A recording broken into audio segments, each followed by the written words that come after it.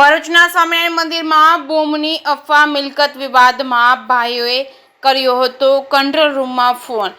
પોલીસે આરોપીને દબોચ્યો હતો। ભરૂચના જાડેશ્વર વિસ્તારમાં આવેલા સ્વામિનારાયણ મંદિરને લઈને ગંભીર અફવા ફેલાવવાના કેસમાં પોલીસે આરોપીની ધરપકડ કરી। તોસીફ આદમ પટેલ નામના શખ્સે પોલીસ કંટ્રોલ રૂમમાં ફોન કરી માહિતી આપી હતી કે રાત્રે 1 થી 2 વાગ્યા દરમિયાન 4 વ્યક્તિઓ મંદિરને બોમ્બથી ઉડાડી દેશે। આ માહિતી મળતા એસઓજીના પીઆઈ એ ચૌધરી તેમજ ભરૂચ શહેર સી ડિવિઝનના પીઆઈ એવી પામણિયાના નેતૃત્વમાં પોલીસની ટીમો સક્રિય થઈ હતી। બોમ્બ સ્ક્વોડને પણ તાત્કાલિક બોલાવવામાં આવી। પોલીસે મંદિરની તપાસ કરી ફોન કરનાર વ્યક્તિની શોધખોળ શરૂ કરી હતી। તમામ તપાસ દરમિયાન આરોપી ભરૂચ રેલવે સ્ટેશન પાસેથી મળી આવ્યો હતો। પોલીસે પૂછપરછમાં તેમણે કબૂલ્યું હતું તેના ભાઈઓ મિલકતમાં તેને ભાગ આપતા નથી અને તેના બનેવી પણ તેને હેરાન કરે છે। આ કારણે તેમણે તેઓ ઉપર પોલીસ કાર્યવાહી કરવાના ઈરાદે તેણે પોલીસને આ ખોટી માહિતી આપી હતી। બોમ્બ સ્ક્વોડે મંદિરની તપાસ કરતા કોઈ શંકાસ્પદ વસ્તુ મળી ન હતી। આરોપીએ જાણી જોઈને લોકોમાં ભય અને ગભરાટ ફેલાવવાનો પ્રયત્ન કર્યો હોવાથી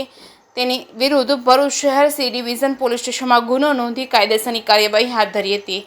જે કેસની ગુજરાતી સાથે કેતન મહેતા ભરૂચ। આઈજી શ્રી સંદીપસિંહ સાહેબ તેમજ ભરૂચ એસપી શ્રી મયુર ચાવડા સાહેબ દ્વારા એવી સ્પષ્ટ સૂચના આપવામાં આવેલી છે કે હાલમાં ભારત અને પાકિસ્તાન વચ્ચે ચાલી રહેલા તણાવને અનુસંધાને અગર જો કોઈ ખોટી ઉશ્કેરણીજનક માહિતી, કોઈ ખોટી મેસેજ કે કોઈ ખોટી અફવાઓ કોઈ પણ પ્રકારની ફેલાવે તો તેના વિરુદ્ધમાં કડકમાં કડક કાયદેસરની કાર્યવાહી કરવામાં આવે।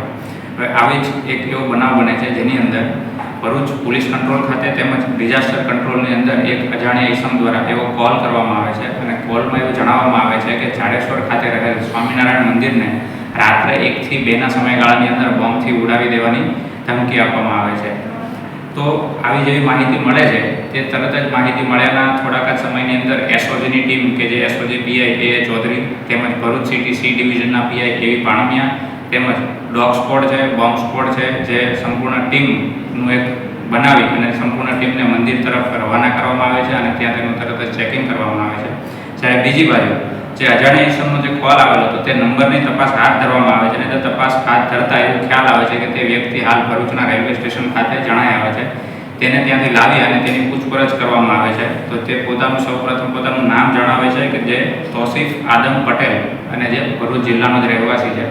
જ્યારે તેને ડિટેલમાં પૂછપરછ કરવામાં આવે છે તો તે તેવું જણાવે છે કે તેનું અને તેના ભાઈઓનું એટલે કે પારિવારિક તકરાર ચાલતી હોય છે અને જે તેના જ પરિવારના સભ્યોને ફસાવી દેવા માટે આવા કાવતરા માટે ખોટો પ્રકારનો કોલ કરવામાં આવેલો હતો। જેની અંદર જે પોતે જ એવું સ્વીકારે છે કે જેની અંદર આવું બોમ્બ કે તેને સંબંધિત આવી કોઈ પણ હકીકત ત્યાં ખરેખર નથી, જે માત્ર બીજાને ફસાવવા માટે જ એણે આવી રીતનો કોલ કરેલો હતો।